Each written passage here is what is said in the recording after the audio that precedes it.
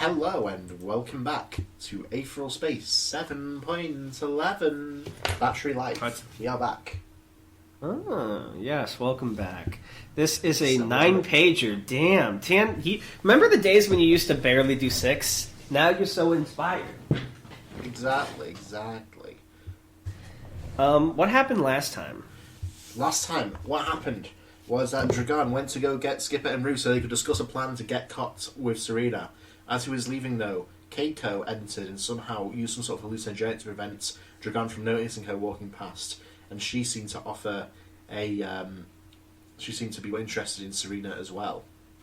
Meanwhile, at the Oliphant Escoffier building, Chloe and Scout were betrayed by the bodyguards that were meant to be protecting them, and a fight broke out, and at the conclusion of the chapter, Scout took his little creature that we've seen a couple of times, Sidekick, and slammed it into the back of his own neck. And we're about to find out what happens next. Wait, what got slammed in the back of whose neck again? His little creature, he jammed it into the back of his neck. Oh yeah, Scout did. The Sidekick. I just realised Scout has a creature. Does he milk it? Well, we'll find out. Okay. Sidekick was an incredible creature, unique in all the world. The fact that he was unique went without saying, though. He was a creation of the Superbian sect of the Final Church. Is this like the only kind of this creature, or is it just like a rare species? Well, he's a creation, so... Okay. The only organization in the galaxy that dared to breach the taboo against genetic engineering that had persisted since the Thousand Revolutions. It was said that even their youthful apex bishop was genetically enhanced. The circumstances of Sidekick's creation weren't the impressive part, though. Wait, but if they already had people who could, like, become pseudo-genetic gods, why aren't they just that? Why are they, like, lesser? They're not, like, Gene Tyrant level. Okay. Yeah, why are they not, though? Do they not have the science for it? No. Okay. The circumstances of Sidekick's creation weren't the impressive part, though. A Scout plugged Sidekick into his spinal cord, their minds connecting. Dormant parts of the gray creature's brain began to activate. Those sections were designed to perfectly imitate parts of Scout's brain, the parts that held his desire to protect his own, his Aether core. Scout felt that with a small part of his being, but in this moment, that was Sidekick's entire being. Wait, so his Aether core is to protect people? That's kind of sweet. Yeah. Sidekick was only conscious enough to do two things: to keep itself alive and to generate Aether for its counterpart. An Aether battery. Oh my god, I was wondering about this concept, was I not? I feel like I brought this up in the past. An Aether battery. If I did, I feel fucking smart. The combined output of Scout and Sidekick was immense. In a supernova of flashy pink Aether, Scout ducked down, grabbed his cousin Chloe under one arm, and leapt towards the rafters, perfectly dodging the 3 bullseye targets Elena Pheasant had sent flying his way. Scout had heard of a concept called the zone that athletes often described. A temporary sensation of omnipotence, where conscious thinking faded and skill took over. He wondered if this was anything like it, his own power coursing through his body, every hair standing on end, the world seeming to move in super slow motion. In what had barely been 1 second but seemed more like 5, Scout landed in the jungle of rafters, a pink haze of Aether still billowing around him. Even with his great speed, however, his opponents weren't incompetent. The clawed man in the red and white sweater was already up there too, slashing his long needles of bone at Scout the moment he landed. The glass sculptures that had decorated this foyer had been destroyed in the initial battle, spreading shards of glass everywhere. Without missing a beat, Scout plucked a long, thin chunk of glass that had landed up there between 2 fingers, infused it with Aether, and parried the incoming claws. With the assistance Sidekick was providing, the level of infusion Scout was capable of was incredible. It looked more like he was holding a sliver of pink light between his fingers than an actual physical object. With each swipe of the shard he used to deflect those cruel claws, sparks rained down on the room below. "There's nothing manlier than keeping calm," his pod once told him. "You gotta be able to think clearly, so don't get distracted." Whirr! The cannon. Scout let himself and Chloe drop from the rafters just as the energized blow hit, smashing into the ceiling. The shot utterly annihilated the clawed man's body, reducing him to a fine mist. At least, that's what Scout had assumed. From within the cloud of blood, a thin and spindly creature leapt out at Scout. It was covered in a white exoskeleton, with bare red flesh peeking out from between the joints, and bloodshot eyes glaring at Scout from within deeply recessed pits. Some kind of scurrant, one that had been wearing the red and white man's body like a costume, poking its fingers out like claws to attack. Yeah, scurrants can get weird. Before the skirnt could... Who fucking made this? Dude, why did Gene tyrants have the weirdest fetishes? Well, ones like that would have been sent to, spy on other gene tyrants. Oh, I see. Before the skirnt could reach Scout, however, he was struck out of the air by what looked like a bolt of pale green electricity, landing in a twitching heap on the floor. From behind Chloe's back, still held under Scout's arm, the tendril of one of her jellyfish-like companions was pointing at the felled skirnt.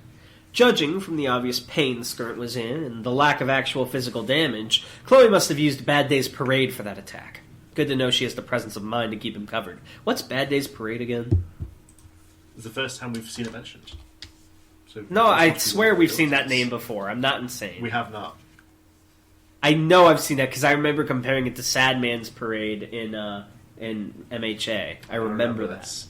If I've done it, I've not realised I've used the name twice. Okay. As Scout leapt backwards to avoid another shot from the cannon, he found himself surrounded by the bullseye targets that had been pursuing him.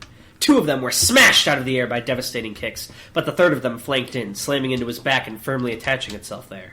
These targets were obviously some kind of Aether ability, so he couldn't just let it be. He reached back to pull it away, but from this angle it was impossible. He needs some help. They had seconds, but wait, if it's latched to his back, what happened to the little guy on his back? Did he get squished? Wait, it's on his neck.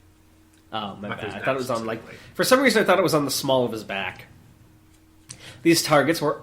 As gently as he could, he put Chloe back down on the ground. Glancing at her, called out, "Chloe, get that thing off me!"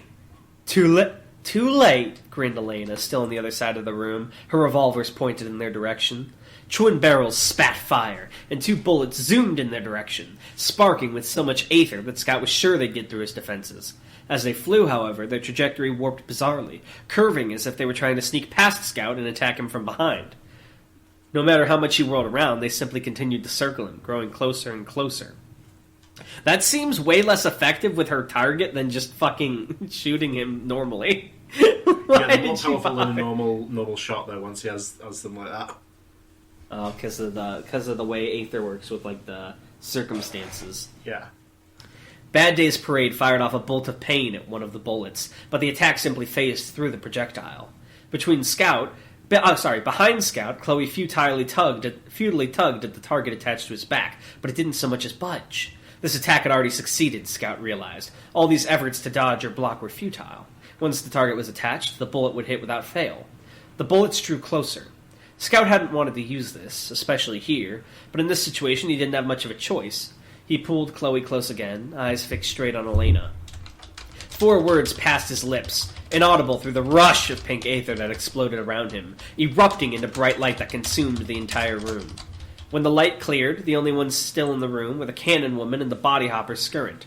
Scout, Chloe, Elena, and even the bullet were well and truly gone, like they'd never been there at all.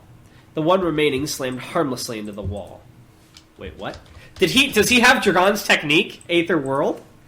We'll find out more. Okay, popcorn. Darnell said, the woman in the black kimono whispered, "What exactly does that name mean to you?" Serena blinked. In a situation like this, no thoughts of deceit entered her mind. When it came to Koch, she was more than happy just to tell the truth. "I hate him," she replied. "More than anything." The woman blinked. "What a coincidence," she said, hands clasped in front of her. "I happen to feel exactly the same." This woman was telling the truth. Serena wasn't the best judge of character, but when it came to Koch, she didn't miss a trick. This woman and herself had the same look in their eyes. It was unmistakable. "Who was it for you?" "Who was it for you?" Serena asked. The woman's body stiffened, the centipede coiled around her, tightening slightly. "My sister," she replied quietly. "And me. What about you?" Serena's grips tightened on the bed sheets again, fingers making their way into the hole she'd already dug in there.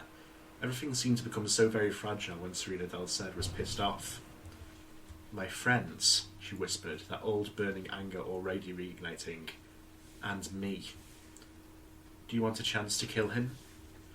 The woman's gaze was unbreaking, unflinching, her one good eye staring steadily at Serena. Her hatred was a cold thing, calm and patient compared to Serena's inferno. She'd wait here forever if that was it took to get the answers she desired. Well, the answer was obvious from the beginning. I almost made the rookie error here. "Yes," what? Serena whispered. The one time I doesn't really count. Look, it's one word, so there's no real emphasis to be had. It does count, because it's Serena. New World Order. The woman extended her open hand. My name is Keiko. I can give you that chance if you come with me. Serena stared down at the woman's and Keiko's offered hand. Mr. Dragon had said they'd be back with Mr. Skipper and Miss Ruth soon, but who knew what they'd say when they got here? They would probably be something about waiting for a lucky opportunity and letting Bruno suffer until that opportunity came. Even now she could feel him twitching at the back of her consciousness. They didn't understand this whole thing the way Serena did. They hadn't been there. They hadn't seen the bodies. They hadn't felt their minds be scraped away. Serena loved her friends dearly, but she hated Cop just as much. She reached out. Popcorn? When the light cleared, Chloe Oliphant Escoffier found that she was no longer in the foyer of her father's building. In fact, she was somewhere entirely different. It seemed like some kind of living room, perfectly square, with 2 armchairs facing a roaring fireplace. Soft carpet was spread out underneath her feet, and paintings of rustic landscapes were laid out over the walls. A set of wooden stairs were stuffed into the corner, leading both up and down. She stepped gingerly over to the other side of the room, where a counter held a simple collection of herbs and spices. Through the small glass window above the counter, she could see nothing but massive, indistinct shapes moving in the distance. Where was she? They'd been attacked by Elena Pheasant, there had been some kind of bright light, and then she'd ended up here. It was definitely some kind of Aether ability, but that didn't narrow down any... What is this sentence? But that didn't narrow down any just what was going on. Yeah, that's right. I would just remove the any. I see what you're saying. It didn't narrow it down any, but putting just as well is, like, weird. Just what was going on any. There you go. Scout had been right next to her before the light, but he was nowhere to be seen here. In the haze of confusion that surrounded her, Chloe fell back under the training she'd first received in Aether. Her father had hired the finest tutors available, so she'd managed to develop quite a few tricks to deal with unclear situations like this.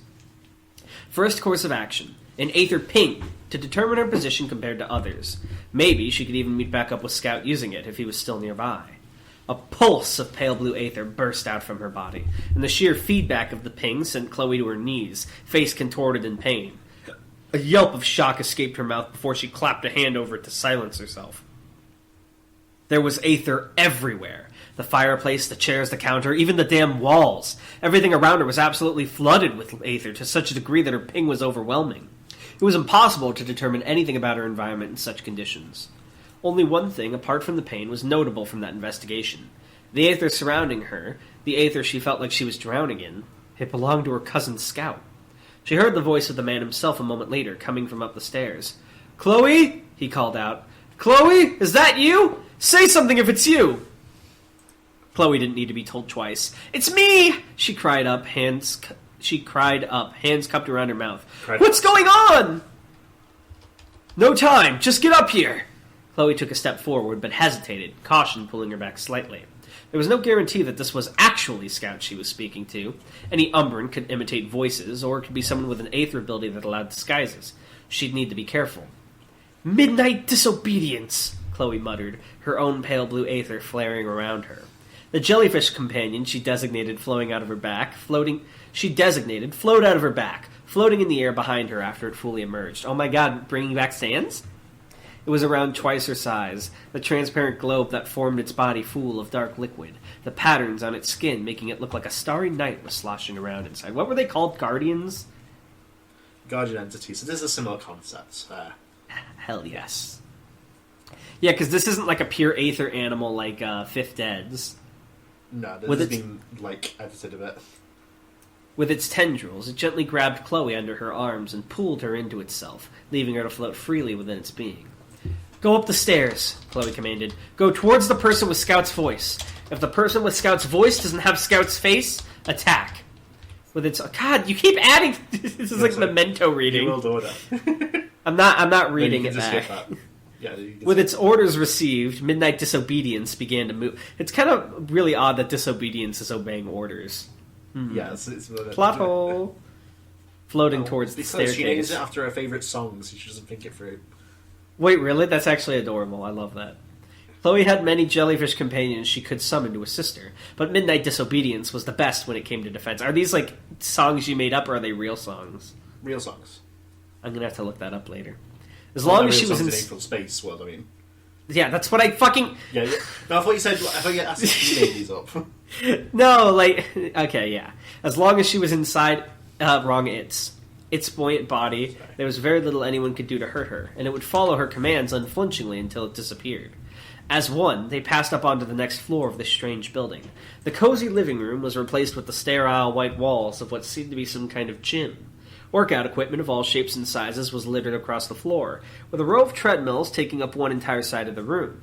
Motivational posters had been plastered liberally across the walls, some peeling off in places.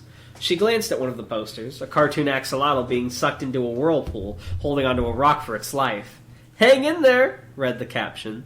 Easier said than done.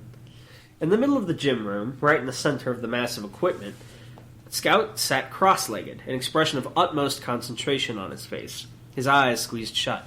That sidekicks thing was still clinging onto the back of his neck, pink aether flowing between the two of them. Scout opened one eye, nodded to Chloe, then snapped it shut again. Whatever he was doing, whatever this was, it was taking everything he had. "Where are we?" Chloe asked, swimming out of midnight disobedience and dismissing the creature. Wait, she jumped into the jellyfish? Yeah. "Perfect palace," Scout grunted. "Palisade princedom." Was that meant to explain anything? Chloe cocked her head. "Huh?" "Perfect palace. Palisade princedom," Scout repeated, as if she just hadn't heard him the first time. "It's my aether ability, only it takes a lot out of me to use. Even with sidekick, ugh." He winced, obviously in discomfort, like he'd been stung by some kind of insect. I mean, there's one on his neck. "Shit!" "What is it?" Chloe asked, placing a curious hand on his shoulder. His whole body was as tense as a body could get. Sorry, were you saying something? No, sorry. "Elena!" Scout tapped the floor with one hand. She's moving around a lot, and the bullets she fired, too. I have to concentrate if I want to keep them quarantined, Chloe." Chloe furrowed her brow, looking around as if the answers would be written on the wall somewhere. "Quarantined? What do you mean? She's here, too?" Scout nodded, wincing again as he began to explain. "Perfect Palace, Palisade Princedom, is a place I've created using my aether. That's why aether pings are pretty much useless here, and that's why it's taking so much out of me." You know, I was thinking, right, if aether's sort of like you can program it and code it, I feel like Scout did the equivalent of writing spaghetti code. Like, he went a little too above and beyond with this place. Yeah, he went beyond his capabilities here. Yeah, well, I just mean, like, I feel like he did design the technique poorly if, like, it doesn't even work without a battery, and even with the battery, it's extremely difficult. He should make a better technique and be less of a forehead. Like, if you look at one of the nails in this place, it's like the best rendered nail you've ever seen in your life. Yeah, it's like he's got the graphics turned all the way up. Palisade Princedom is a place I've created using my aether. That's why aether pings are pretty much useless. Oh, sorry. Chloe widened her eyes. "What, you mean you created a different dimension or something? Using your aether?" Sure, Scout replied after a second. "Anyway, this place is... Ah!" He waved off her concern at the sudden exclamation. "It's basically an 8-story building floating in the air. When I used the ability, you, Elena, and the bullet were the closest things to me, so you got brought in too." Chloe frowned, looking around at her relatively mundane surroundings. "What does this place do, then? You haven't just invited her to your aether hotel or something, right?" 8 floors, Scout continued. "Right now, this gym we're in is floor 8, right at the top. Elena's trapped in floors 3 and 4, and the bullet following me is stuck in floors 1 and 2. "What, like you locked the doors or something?" Scout shook his head. "I can swap the places of any 2 floors inside the perfect Palisade Princedom whenever that is a fucking... Just call it P4, dude.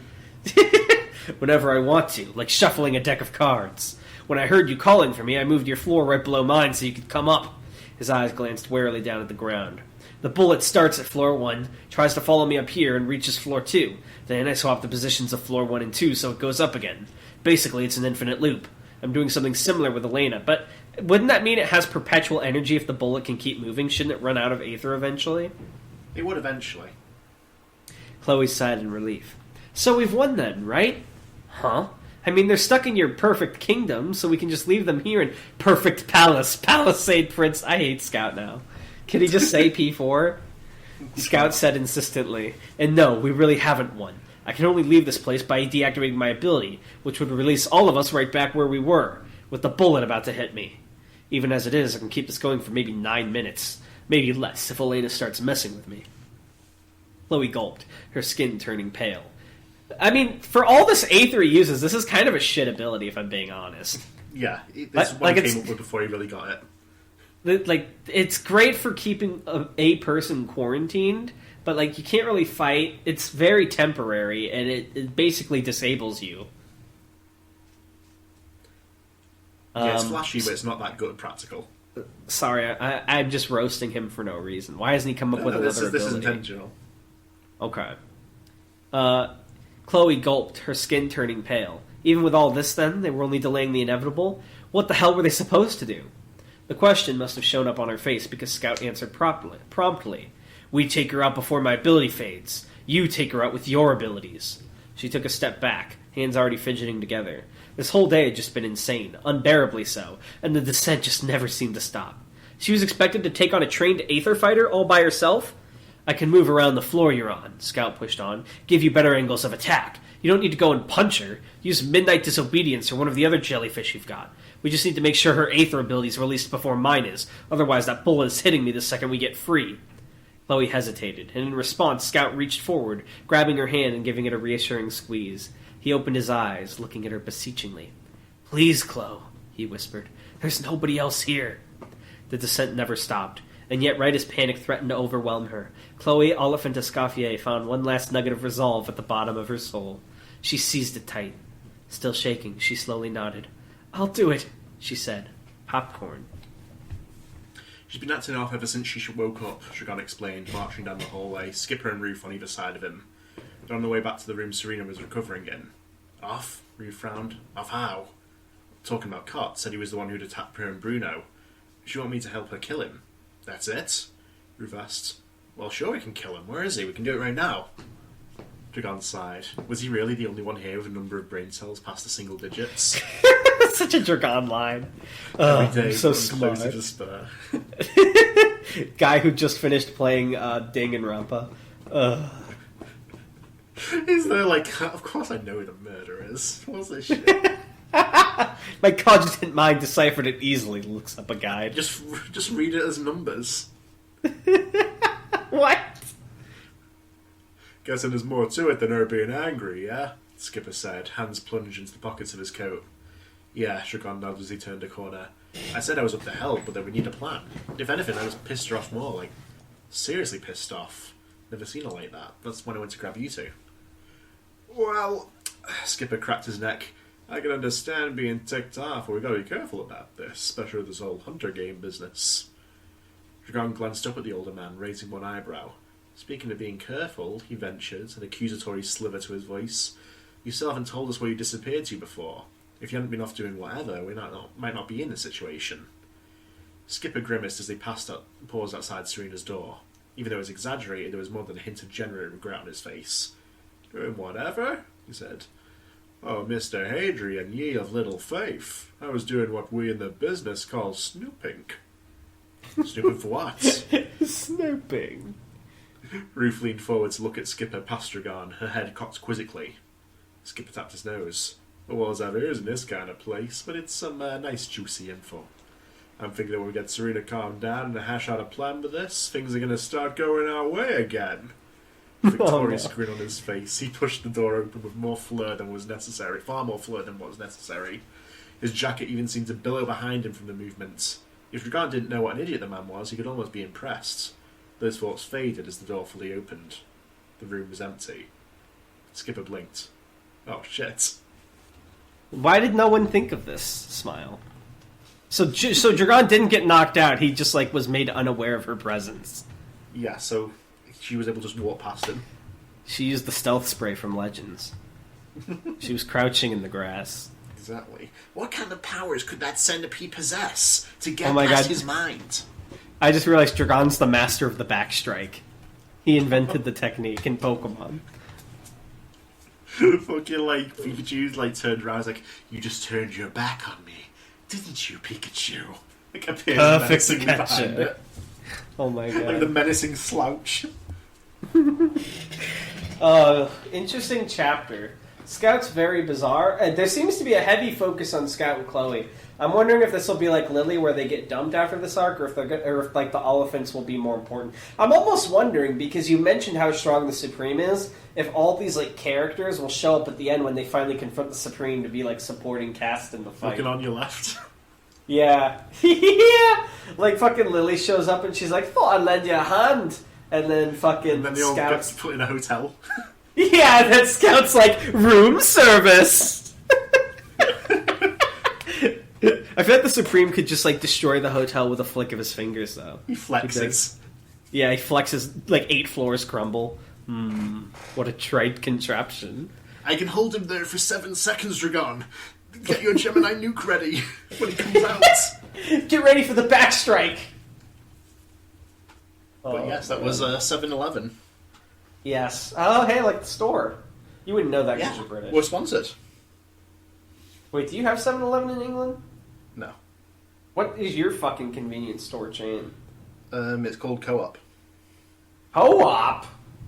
Yeah. What, like a video game? Exactly. Hey, you got the same voice as me. Nice to meet you. Put it there. It's like finding a mirror of myself. So, this Aetheral ability makes a copy of me, huh? What would you do if Skipper went heartbeat backed and put on the fucking mask? Wait, hobby what? Heartbeat packed. Oh no. I don't That's know what how that the would work, point really. of How the he would do that with mask sound. The heartbeat, his heartbeat would be amplified by the mask, reverberate into his body, and give him like crazy energy. It would also be very painful. The heartbeat goes to my brain, giving me new brain cells. Well, that's what I'm thinking. Like, it stimulates the brain, right? So he's like super I alert, but it also create is like new brain cells out of sound. No. Here's what I'm thinking. So, like, the heartbeat gets amplified by the mask, which pounds through his brain to stimulate it, but he also gets like an insane pounding headache because it's super loud and awful. Sigh. Yeah, so he's like Psyduck. Yeah, it all comes back. I'm just saying. But yes, thank you for watching and listening and reading, everyone. Yeah, if you still read Aetheral Space, I know If you almost leave no a one comment watches on these. Aetheral Space, you are my favourite guy. Unironically, I'm I just gonna want stop there to be more Aetheral Space fans so bad. I want people to talk about this series with. Like, I have people on Royal Road that, like, every time I post a chapter, they say thank you for the chapter, and that makes it all worth it. Just those couple of words, I really do appreciate Those people should join the server so I have someone to You know, fucking it's like- talk about this with. Tanhony talking to SCP fans, you fucking donkey. Tanhony Oh, talking to Aetheral precious. Space fans. Oh dear, Oh, dear. gorgeous. Come here, I'll give you another chapter. But thank you, anyway, we must close it now. Yes. Bye! Bye.